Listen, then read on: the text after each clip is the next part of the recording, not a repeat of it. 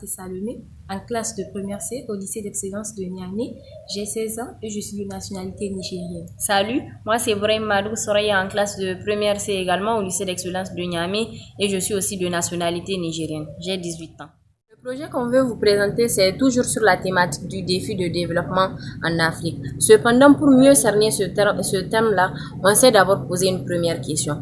Est-ce que l'Afrique peut se développer toute seule? Il est évident que non. Donc, pour que l'Afrique puisse se développer, il est nécessaire que nous, les Africains, nous restions pour pouvoir faire le développement de l'Afrique, car nous sommes les mieux placés pour faire ce travail. Et c'est ce qui nous renvoie principalement à la thématique de l'immigration, en Afrique de façon générale et plus particulièrement au Niger.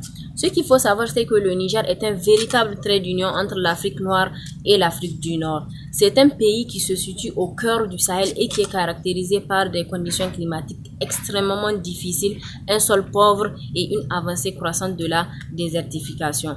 Il faut également savoir que les 2 tiers du territoire sont désertiques, ce qui fait que c'est seulement au sud qu'il y a une pluviométrie assez suffisante pour permettre des activités agro-pastorales qui n'assurent pas la plupart du temps une certaine sécurité alimentaire. Ainsi, attirés par la bonne face de la ville et des autres pays à travers les masses médias et autres, les populations sont tentées de partir. Pour chercher des solutions aux problèmes d'immigration au Niger en particulier et en Afrique en général, il est important de savoir quelles sont les causes qui poussent la population à quitter. Dans un premier temps, nous allons parler de l'insécurité alimentaire qui est causée par les conditions climatiques qui sont mauvaises au Niger. Au Niger, nous savons que 80% de la population est rurale. Elle se nourrit donc de l'agriculture traditionnelle. Or, cette agriculture traditionnelle est saisonnière. Elle dépend donc d'une saison bien déterminée de l'année. Elle n'est pas permanente. Si donc il y a un facteur climatique qui intervient, ceci va influencer directement sur la production de l'agriculture qui sera amoindrie et donc la population sera exposée à la famine. D'après ce graphe qui est issu des données du site de Resax Data Challenge, nous voyons bien qu'en Afrique, l'aide sociale est vraiment faible, voire même inexistante. Donc la population est contrainte de quitter, car après les inondations et les sécheresses, la population est laissée à son propre sort. Et donc, la meilleure façon est de quitter pour chercher les meilleures conditions de vie.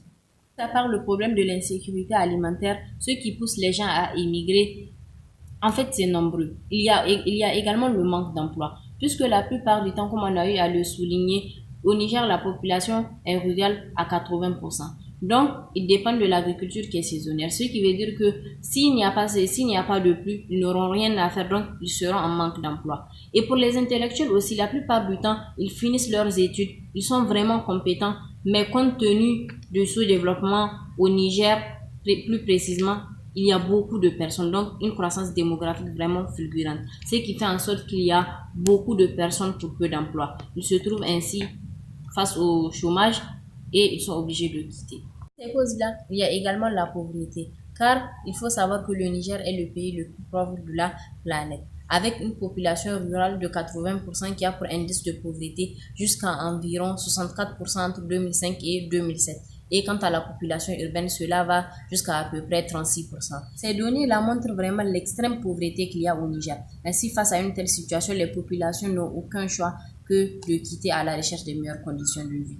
Il faut aussi savoir qu'il existe plusieurs formes d'immigration. L'immigration interne qui se fait au sein même du Niger ou du pays d'origine et l'immigration externe où les immigrants partent même au-delà du pays d'origine. Donc, ils quittent complètement le Niger pour notre cas. Cependant que ces immigrations soient internes ou externes, elles engendrent énormément de conséquences, que ce soit pour le Niger ou bien pour le pays d'accueil.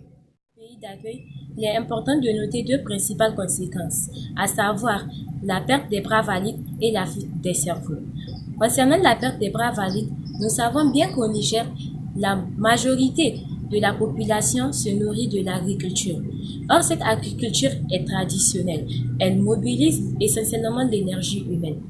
Si les populations ou les jeunes qui sont censés rester travailler les terres, qui donc va rester pour labourer les champs, et donc la population sera exposée aux problèmes des migrations, à la recherche des meilleures conditions de vie. En ce qui concerne la fuite des cerveaux, les jeunes intellectuels que le Niger a comme richesse, s'ils quittent, qui donc va venir pour réfléchir aux perspectives d'avenir à prendre pour développer leur pays. Nous voyons bien qu'ici, ceci constituera un frein au développement du pays d'origine en particulier et même de l'Afrique en général. S'agissant des conséquences pour le pays d'accueil, elles sont multiples. Il s'agit principalement du grossissement des rangs de chômeurs et aussi du surpeuplement de ce pays-là. Qu'est-ce qu'on veut dire par cela? La plupart du temps, ces immigrants partent de façon clandestine, donc sans avoir plutôt une garantie d'avoir un travail. Ce qui fait que quand ils partent là-bas, la plupart du temps, ils n'ont pas de travail, donc ils se retrouvent au chômage et cela peut même contribuer au banditisme. Mis à part cela, ça favorise aussi le surpeuplement du pays d'accueil, puisque s'il y a à chaque fois une masse de population qui va vers ce pays-là, il n'y aura pas assez de place et il y aura surpeuplement. Mis à part les conséquences pour le pays d'accueil, il y a aussi beaucoup de dangers pour les migrants lui-même. Car comme on a eu à le dire, ces immigrations se faisant la plupart du temps de façon clandestine, ces immigrants-là sont vraiment soumis à beaucoup de risques, durant même le voyage où ils peuvent même perdre leur vie. Pour pallier à ce phénomène d'immigration, plusieurs solutions doivent être envisagées. Il faut réduire la pauvreté par la bonne utilisation des ressources renouvelables. De par sa position géographique, nous savons que le Niger est un pays extrêmement ensoleillé, où pendant la saison sèche, donc à pareil moment, pendant les mois d'avril et mai, la température à l'ombre peut atteindre jusqu'à 40 degrés Celsius. Le soleil est un réel potentiel, dont la bonne utilisation à travers les panneaux solaires permettrait d'atteindre l'autonomie en matière d'électricité. Si l'argent qu'on investit dans le secteur de l'électricité peut être économisé et être investi dans les secteurs sociaux de base, à savoir l'éducation, la santé, l'emploi.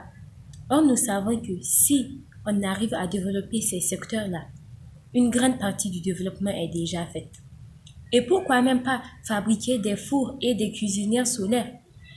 Ceci nous permettrait de lutter contre la désertification, donc l'avancée du désert, d'une part, aussi de lutter contre la sécheresse et lutter contre la pollution environnementale et donc faire une bonne utilisation écologique.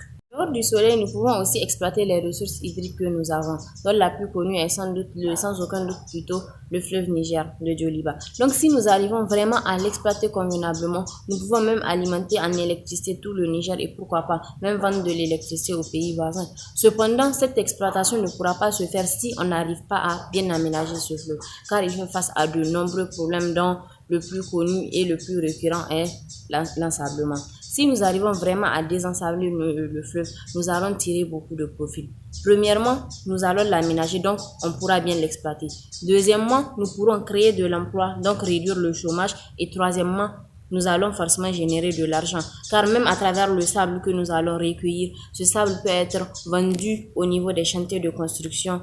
Donc tout ça, c'est toujours dans le même sens que de créer de l'emploi, de générer de l'argent. Étant donné le caractère saisonnier de l'agriculture traditionnelle, il demeure important de mettre en place des activités au niveau des cours d'eau permanents que dispose le Niger afin de permettre aux populations de cultiver de manière scientifique, donc par irrigation. Ceci va leur permettre d'avoir un travail de façon permanente tout au long de l'année et de leur permettre de subvenir à leurs besoins.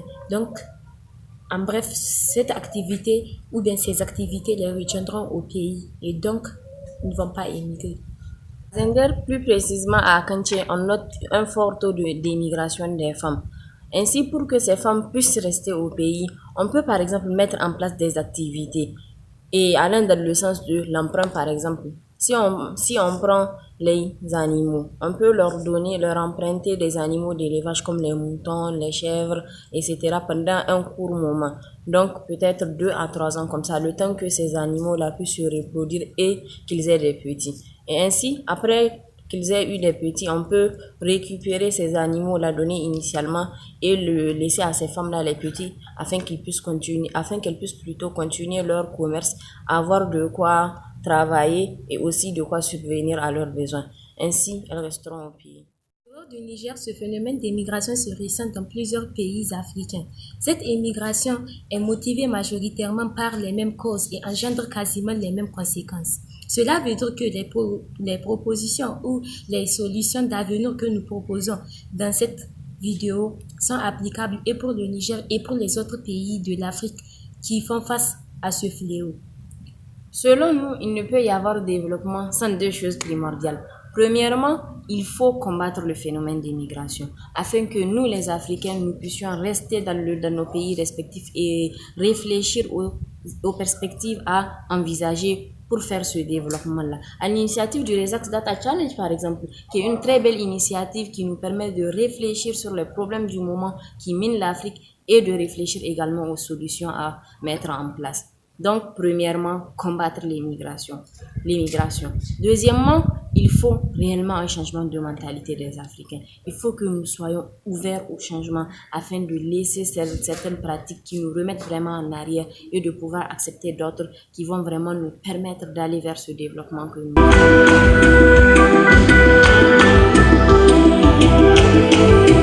voulons.